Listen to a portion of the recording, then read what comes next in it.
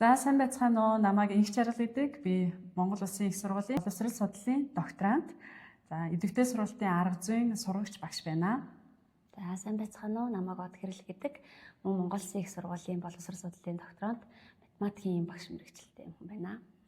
За математик гэхэлэр би ер нь жоохон тооноос айдаг. Математикта ер нь 10 жилдээ жоохон таар байсан.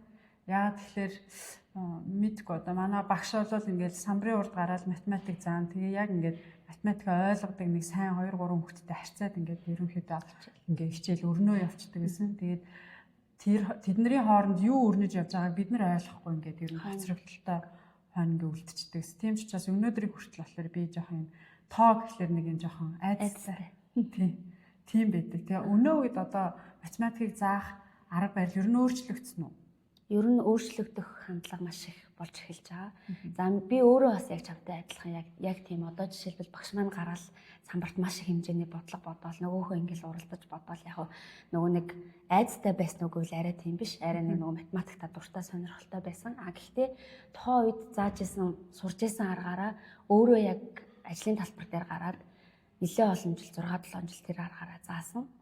За тэрний дараа юу гарч ирсэн бэ гэхээр хүүхдүүд маань яг ингээд хойшоо суухан суугаад үлдэх нь үлдээд ингээд ийм харьцангуй байдал нэлээд ажиглагдсан. Тэгээд тухайн хичээл хүүхдэд яагаад тухайн одоо математикийн шинжилгээ ухаан бодит амьдрал дээр гараад чамд хаана хэрэг болох юм бэ гэдгийг ойлгож ухамсарлаагүй хүүхдүүд хизээч тэрийг төгс төгөлдөр ойлгож чадахгүй. Тэгэхээр миний одоо сүүлийн үед баримталж байгаа арга бол математикт хэрвээ хүүхдийг дуртай болгож чадах юм бол энэ математик амархан. Тэгэнгუთ одоо гэр бүлтэнд байгаа одоо жишээлбэл чиний хүүхд ээж нь айдаг байлаа тий. Тэгэнгуთ ингээд цугтаад ах юм бол хүүхд нь ч гэсэн ингээд айцтай болчдөг. Тэр байтугай эцэг гэхээс айцаас гадна математикийн хичээлийг зааж байгаа багш хүртэл тухайн хичээлээс юм айх айц амар өндөр байдаг гэдэг судалгаанууд гарцсан. Тэгээд тийм багш хүн өөр айдаг. Одоо миний одоо хичээлдээ ороод хамгийн том айц бол би одоо ингээд жоохон хүнд төрлийн хичээл заахад хүүхдүүд маань ойлгохгүй бол яана гэдэг айц. Одоо ингээд бид нар мэддэг штэ хичээлээ заачаад хүүхдүүдийн нүд рүү харангуут ойлгосон ойлгоогүй мэддэг штэ тий. Амар олон ойлгоогүй харах бол багшийн хувьд амар том айц байдаг. Тэгээд бусад шинжилгээ ухаантай харьцуулахад математикийн багш нар нь тухайн хичээлээ заахаас айх айц нь ер нь бол бусад шинжилгээ ухаанаас айгүй өндөр гэсэн тийм судалгаа гарсан байна. Бүр амар их тийм судалгаанууд айгүй гарсан байна. Тэгэхээр ер нь бол дуртай болгохын тулд хүүхэд учир шалтгааныг ойлгох хэрэгтэй. Энэ асуудлыг шийдвэрлэхийн тулд миний математикийн ийм мэдлэг надад хэрэгтэй юм байна гэдгийг ойлгох нь чухал. Магистрт нэг статистикийн хичээл авч ирсэн байхгүй. Тэгэл статистик угаасаа авах ёстой хичээлийн нэг статистик нэг гэдэг. Тэнгүүд ингээд 10 жилдээ муу байсан. Би одоо яана статистикийн хичээл аваад яах болоо гэж амар айцтай орж исэн. Тэгээ хамгийн ихний минутанд багш бидний айцыг алга болгож ирсэн. Тэгээ юу гэж алга болгож ирсэн гэхээр та нар бүгдээрээ одоо mathematic intelligent, logic intelligent буюу та нар амар ухаантай. Яагаад тийм бэ гэхээр та нар яагаад математикта бүгдөө юм ухаантай гэхээр та нар машин замаар ингээд машин мөргүүлэхгүй зүгээр гарч чадж байгаа үстэй юм. Чадна гэдгсэн чинь яагаад тэгж чадж юм гэхээр та нар маш их тооцоолтыг эрсдлийг тооцоолж байгаа байхгүй. Толгой дотроо нүдэндээ ингээд тооцоолоод ингээд гарч чадж байна гэдэг чинь бүгдөө математикта сайн гэсэн үг гэсэн чинь тэр хамаахан болчихсон. Хийж чадах бүр юм гоё урам аваад тэр нэр онц гарсан тийм түүхэд. Тэгээ математик чинь ингээд нөгөө бидний хаа сайгүй байдаг. Бид нэр өдөр тутамдаа хэрэгэлдэг. Гэхдээ нэгдүгээрт тэр яадаг вэ гэхээр бид нар ингээ хэрэгжилж байгаа гэдгийг хүлээн зөвшөөрдөггүй. Тэгээд хүлээн зөвшөөрсөн ч гэсэн мэдэхгүй бол мэдээж хүлээн зөвшөөрөхгүй шүү дээ. Хэрэгжилж байгаа гэдгийг мэдэхгүйгээр өдөр тутамдаа хэрэгэлдэг. Тэгээд математик хаана хэрэгжилж ингээ хүүхдүүдээс асуухаар ерөөсөө ганц хариулт юм дэлгүүрээс юм бодлож авах. Ганцхан тэр. Гэтэл бидний хэрэгэл одоо өдөр тутмын цагийн менежмент ч гэдэг юм уу тий. Бүр хоол хийж байгаа, цэцэргэн найруулж байгаа бүх процесс нь тэр чигээр математик. Тийм үү. Бид нар цэцэргэнийг одоо ямар харьцаатай байх юм бол хүний эрүүл мэндэд одоо ямар байж ивэл болох юм гэдэг юмыг хүртэл санаа математик харин тийм бодохгүйгээр хийд юм байна тий. Нөгөө нэг юм ухамсаргүйгээр байнга хийгээд датцсан учраас тэрийг математик гэж мэдэхгүй байгаа байхгүй. Жигнэмэг хийдэг үстэй. Тоот хийдэг үстэй. Тэр чигээр математик шүү. Бүр нөгөө нэг грамаар заасан байдаг шүү тий. Тэгээд эрэнгүүд дээрэс нь тэрнийг түлэгдэхүү, гүйцэд болох уу, түүхий болох уу тэр процесс хүртэл өөрөө математикийн шинжилгээ ухаан явж байдаг. Тэгэхээр бүр амар хэрэгтэй. Жинхэнэ нөө суур шинжлэх. Тийм, суур шинжлэх ухаан. Зүгээр л олоод харчих хэрэгтэй. Нэг хүүхдүүдийн нүдийг нэнгэж байдаг шүү дээ. Тэгхэл юм бол хүүхдүүд математикт дуртай бол. Саяхан би идэвхтэй сургалтын арга зүйн суралцагчдын оролцоог хэрхэн яаж идэвхжүүлэх үү гэдэг тэр талаар бичсэн юм арга зүйн ном гаргасан л та. Тэгээд ингээд ажиглаад ингээд судалгаанаас ингээд харж байхад ямар төрлийн багш нар айгу цөөн аваад байна гэхээр математикийн багш нар миний номыг цөөн айгууд энэ сонирхож авч ийн л да. Их цөөхөн байна. Бусад одоо хичээлүүдтэй харьцуулахад. Тэгээ яагаад энэ талаар юу гэж бодож байна? За энэ талаар миний хамгийн түрүүн орж ирж байгаа бодол бол яг нөгөө нэг үзэх онлын агуулгын амар хүнд байдаг учраас хүүхдүүдийг ийм активити байлгах юм руугаа амар хэцүү болчтой. Тэгээд хоёрдугаарт ер нь бол математикийн багш нар чинь за хэдэн тоогоо бодоо сурчээвэл ингээд илүү ийм юмнуудыг ирж хайхаа ер нь бол зогсооцсон тийм хүмүүс байгаад байдаг. Тийм ер нь идэвхтэй сургалтын арга зүй гэхлээр ихэнх багш нар маань ингээд хүүхдүүдийг ингээд ангид нь бужигнуулаад физикали амар идэвхтэй байлгана л гэж ойлгоод тах шиг байна. Гэтэл энэ чинь хоёр юм айгүй идэвхтэйгээр явагдаж байгаа хэвээр байдаг. Нөгөөх нь болохоор яг тарих байхгүй юу. Тийм учраас бас яг энэ аргуудыг ашиглах юм бол зүгээр ингээд нэг юм хэлээд өгөх биш. Өөртөө нь бодож сэтгүүлж агаад тэр магадгүй хичээлийн сэдвийг нь гаргуулж ирэх чинь өөрөө идэвхтэй сургалт болчихж байгаа байхгүй. Тэгэхээр би чамд өнөөдөр нэг аргыг зааж өгье. Тэгээ энэ үнэхээр яг сонирхолтой сонсогдож байна. Математикт хэрэгжиж болохоор байна уугүй вэ гэдгийг чи нэг ангидаа очиад нэг туршаад үзээрэй. Окей. За энэ аргыг болохоор ерөнхий санааг таах гэж бол нэрлэдэг. За ихэнх бол сургалтын аргууд маань энэ дидактив хэлбэртэй байдаг. Өөрөөр хэлбэл багш одоо хичээлийн том агуулга сэдвээ өгнө. Тэрний дараа тодорхойлтыг хэлээд тэгээд одоо жишээ өгөөд ингээд томоосо жижигрээд ингээд явдаг бол энэ арга нь яг эсэргээрээ буюу индуктив арга гэж нэрлэдэг. Жишээнээс ахуулаад одоо шинж чанар тодорхойлолт өгдөг хамгийн сүүлд энэ хичээлийн сэдвийн нэр нь ингэж гарч ирдэг. За ийм хичээл ба. За хичээл маань хэрхэн яаж эхлэх вэ гэхээр ингэж эхэлнэ. За багш нь толгойдоо нэг зүйл ботсон байгаа. Тэгээ та бүхнийг багш нь юу ботсон бэ гэдгийг таагаасаа гэж хүсэж байна. За ингээд таагад чинь зориулаад багш нь та нарт жишээ үзүүлэх болно. Энэ жишээнүүд нь тийм жишээ байна. Эсвэл үгүй жишээ байна. За ингээд та бүхэн маань харин одоо багшигаа ярьж болно гэж тэ зөвшөөрөл өгтөл харин чимээгүй зөвхөн толгой дотроо энэ юу юм болоо гэдгийг таах зорилгоор бодож явах хэрэгтэй шүү. За ингээд та нарт жишээ үзүүлэх болно. За би жишээ үзүүлэхдээ тийм жишээг би энэ смайлийн доор тавьж өгнө. Харин жишээ болохгүй жишээнүүдийг бид би энэ sad face-ийн доор ингэж тавьж өгөх болно. За ингээд багш нь эхэлнэ. За энэ ер нь бол энэ скотчийг бол урьдчлаад ингээд бэлдээд тавьсан байвал их зүгээр. За ингээд ихний жишээнээс эхлэе. За дуурч болох нь болохгүй байх нь тий дуураарай гэж хилэн хилтэл дуурахгүй байх нь. За энэ бол тийм жишээ байх нь. Тийм жишээ. За тийм учраас багш нэгийг энэ смайлын доор тавьчих. За дараа нь.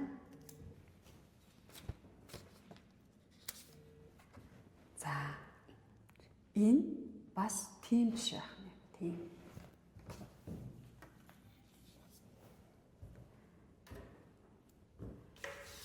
За дараагийн жишээг хамтдаа харъя. Гахай. За энэ бол бас тийм жишээ байх нь. Тийм. За одоо өөр жишээс үргэлжлүүлэн үзүүлье. За энэ арга хэрэглэгч юм. За энэ шиг. За энэ бол үгүй жишээ ах нь үгүй. За бодож л байгаараа юу заах гэдэг юм болоо энэ хичээлээр дамжуулаад юу заах гэдэг юм бол.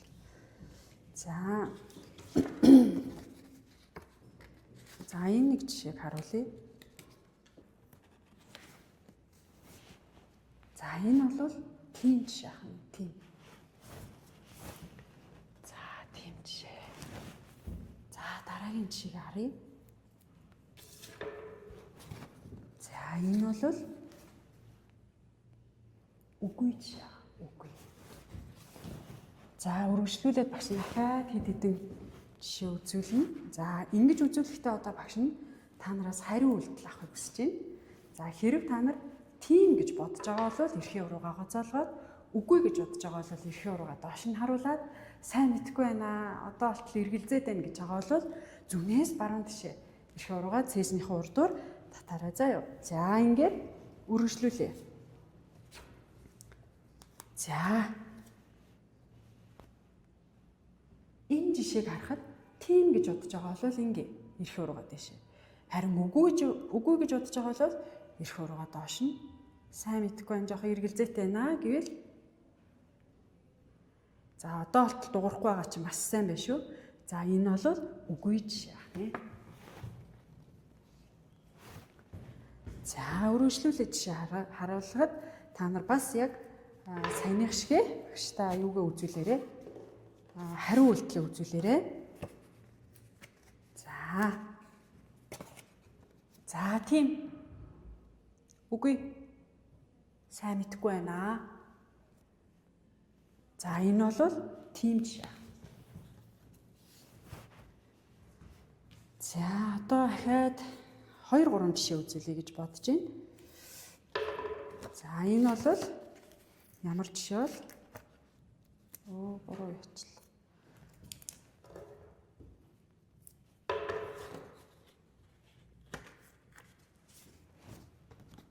Тийм. Үгүй. Сайн мэдхгүй байна. За энэ бол үгүй жишээ. За.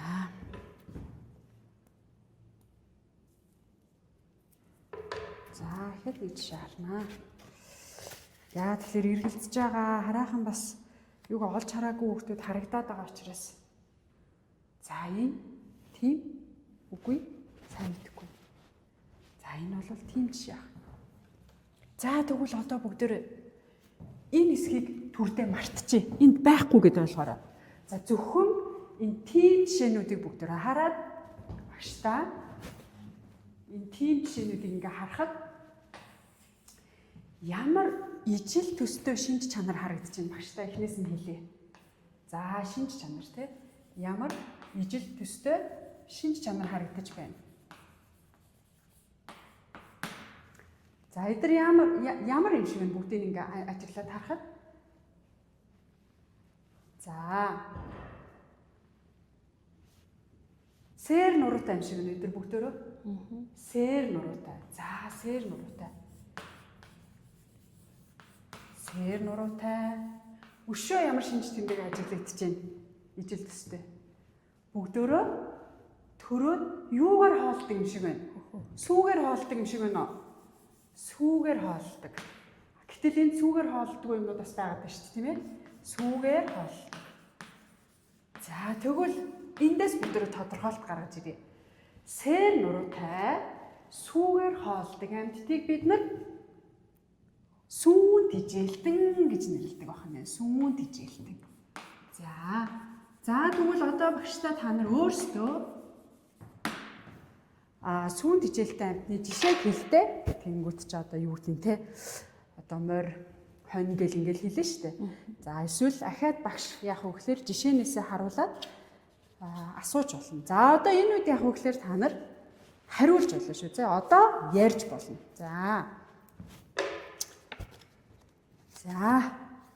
За энэ ямар жишээ юм шиг байна? Үгүй жишээ. За энэ бол сүүгээр хоолдоггүй бас сэр нуруу байхгүй тийм ээ. За дараа нь. За тэгвэл дахиад нэг жишээ харъя.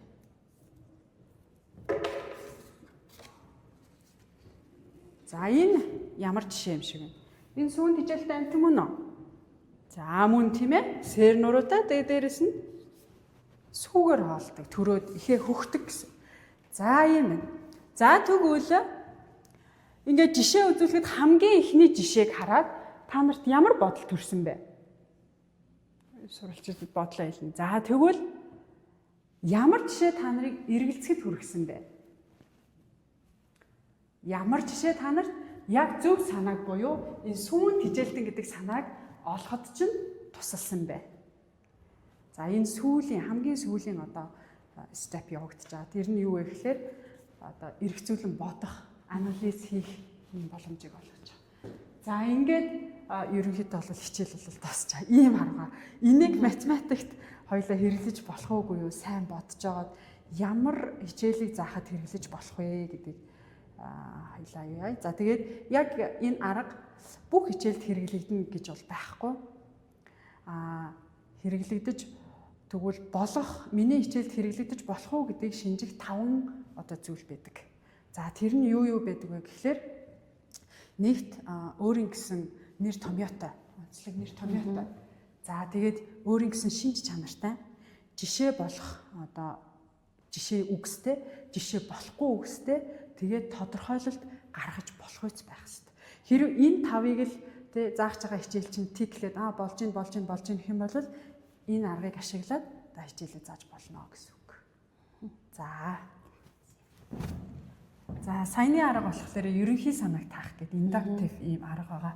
Энэ аргыг математикийн хичээлд хэрэглэж болох юм шиг байна уу? Юу гэж бодож байна? За эхлээд би яг нэг өөрийнхөө яг чиний заасан хичээл дээр сэтгэлээ хэлье. Эхлээл заан гараад ирэнгүүт би нэг хамгийн том амтэн ч юм уу амар нэг юм хүүхэд ингээд юу яд юм бэ? Ингээд юу байх бол гэж ингээд таамаглал дэвшүүлээд идэв юм байна. Тэгэл за ингээд их газар амьдардаг том амтэн гэж бодоол. Тэгэл имжээг гаргаад ирэнгүүт халуун орон дээр амьдардаг амт юм уу. Тэгээд загас гингүүт их газар амьдардаг, усанд амьдардаг гэж байжсэн чинь мэлхий гингүүт за гэж байжсэн чинь дахиад гараад ирэнгүү шууд эргэлцсэн. За их газар бол биш байна дээ. Тэгээ дахианы дараа гахаа гараал ингээд ирсэн чинь за ер нь бол тийм байна гэд хүүхдүүд бол бүр тэрийг нэлээ байхлах л та. Гэхдээ яг тэр хооронд яг юм гоё таавар тагаад байгаа юм шиг. Тийм сонирхолтой амар ажиллаад байдаг. Маш их бодох. Тэгээ нэг ингээд юу нэг тийм үг нь гарч дуусааг байх чинь ингээ хэлчмээр санагдав. Тийм яг тийм байд юм байна. Хүүхдүүд бол биш үү тий шууд орилно. Харин тийм учраас яг үгээр хичээл эхлэхээс өмнө тэр нэг санамжийг амар сайн хүссэн. Харин тийм байна. Яагаад би ингээд амар төвчээд байгаа юм чинь тэр жоохон амьтад бүр амар ихээр шууд ингээд орилох юм байна. Тийм. Гэтэ амар нэг юм гоё. Гэт нэг ингээд тийм унтаа байдал биш. Тэгээ хариулчвал яах вэ? Яачих юм бол тийм юм болов гэл нэг юм таамаглал дэвшүүлээ. Тийм байлаа. Сонирхолтой байлаа. Тэгээ ер нь яг юм сүүн хичээлтэн талаар л хэлэх гээд байна да гэсэн санаа орж ирв үү? Тэгсэн. Тэгээ нөгөө сүүн хичээлтэн биш бид нар чинь нэг хөгтөн амтэр гэдээрээ тийм. Хөгтөн гэж за би харин тийм. За одоо л дараагийн жишээ ингээл дэлгэрүүлэл хэлэх юм бол бид нар өөрсдөө нөгөө морь ханаас гадна бид нар өөрсдөө штэ гэдэг юм бас гарч ирж байгаа гэд бодсон. Юуны дараа гарч ирсэн? Даланга хааны дараа за яасан. Тийм үү. Тийм. Даланга хаа чи усна. Тэд нар чинь дээр нь ингээл газар үйсэн даланга хаа гэд даланга хаа чи усна тэрнээ тэгвэл эднэртэй ямар нийтлэг шинж байж болох вэ гэд бодохоор за хөгтөн юм биш дээ гэж яасан. Тэгэхгүй бол тэр чинь эндэлтэн загас мэлхийгээл за устай ч юм уу гэснээ эндэлтэ даланга хаа харна. За ямар ч ийсэн их газар юугаар нь ялгаагүй байна гэд. Тэгээ бодсон чинь нэг хөгтөн гэдэг юм. Хэрэв энэ хичээлийг би за өнөөдрийн багшийн заах хичээл бол хөгтөн амтны талаар. За хөгтөн амтан гэдэг бол сэр нуруутай сүүгээр хоолдог амттыг хэлнэ. Тэгээд жишээ танаар хэлээрээ. За нэмж гахаа. Тэгэхээр ингэж заасан бол ямар саяны шиг ингэхгүй байхгүй юу? Тийм, сонирхол хийж төрөхгүй. Нэр юм бол одоо тэгээ гарах тоолно чинь нөгөө заан имж гахаа гэдэг үгнүүдийг чинь хүүхдүүд ингээд тогтоогоод байгаа байхгүй тий. Тэгэхээр тэр талаас айгүй сонирхолтой юм байна. За тэгвэл математикт энийг хэрэглэж болох болов чи юу гэж байна? За хамгийн ихний бууж байгаа хичээл бол дөрвөн өнцөгт гэдэг хичээлийг орох. Тэр нэрээ өөртөө гаргуулж ирэх юм байна. Яг одоо нөгөө нэг дөрвөн өнцөгтэй чинь амар олон хэлбэр байгаа шүү дээ. Параллелограмм, трапез, ромб, кайт нөгөө нэг цаасан шувуу, тэгээл тэгш өнцөгт квадрат гэх тийм жишээнүүд нь. Тэгвэл нөгөө талын жишээнд нь янз бүрийн гурвалжин, тойрогч үү юм уу те ингээд нөгөө тийм үгүй жишээ гарч ирэх боломжууд амар байгаад тэгэнгუთ яг тийм тал дээр нь ингээд харна штэ. Бүгдээрээ ингээд өөр дүрс байгаа. Квадрат байгаа, тэгш өнцөгт байгаа. За энэ 90 градус юм уу гэж бодохоор биш. Тийм байна. Тэгэл явж ангууд дахиад параллелограмм, ромб гараад ирэнгүүт эсрэг талууд нь параллел юм уу гэхээр бас биш. Тэгэл дахиад бүр трапез центр ороод ирэнгүүт биш болчоод тэгэнгუთ нөгөө талд нь болохоор ингээд өөр юм дүрсүүд нь орж ирээд тойрогч юм гурвалжин. Тэгэнгუთ тэрэн дотроос яг нөгөө яг энд нөгөө зааныг, имжийг, гахааг бүгдүүд ингэж яаж чадтай адилхан. Тэгээд нөгөө нэг за энэ бол ингээд 4 өнцгт гэдэг хичээл юм аа гэдэг нь ингээд ороод ирснийхэн дараа за тэгвэл эндээс ингээд нийтлэг шинжүүд нь бүгдээрээ юм 4 оройтой юм байна. 4 оройнууд нь ингээд бүгд юу битүү байх хэрэгтэй юм байна гэдэг нөгөө нэг ерөнхий шинж чанаруудаа гаргаж ирээд за тэгээд дахиад хичээлээс хаашаа задлаа гэх юм бол за тэгшин зөвхт нь ийм properties-ууд байд юм байна. Квадратууд нь ийм байд юм байна. За нэмээд харах юм бол хэдүүлээд диагоналууд нь яд юм байна гэдэг ч юм уу нөгөө хичээлээ баяжуулаад явуулах боломжтой юм байна да.